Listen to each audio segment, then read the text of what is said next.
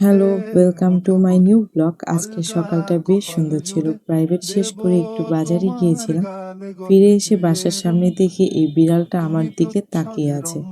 আজ অনেক সকালে প্রাইভেট ছিল, তাই নাস্তা করে যেতে পারিনি। প্রাইভেট থেকে ফিরে এসে নাস্তা করব। নাস্তা শেষ করে রুমটা একটু গুছিয়ে ফেললাম।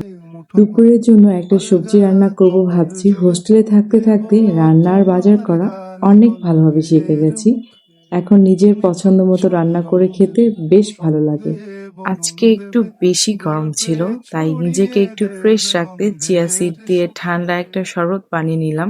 এই গরমে আমার চুলগুলো কেমন জানি অনেক ড্রাই হয়ে গেছে, তাই চুলের একটু যত্ন নিতে আজ একটা হেয়ার প্যাক বানিয়ে নিলাম। জোহরে নামাজ শেষ করে দেখি কারেন্ট চলে গেছে। ইদানিং না খুব লোডশেডিং হচ্ছে, তাই ঠিকমতো রান্না করতে পারি না। ফ্রিজে রাখা মাংসটা গরম করে সবজির সাথে খেয়ে নিলাম। আজ দুপুরের খাবারটা ছিল একদম সিম্পল।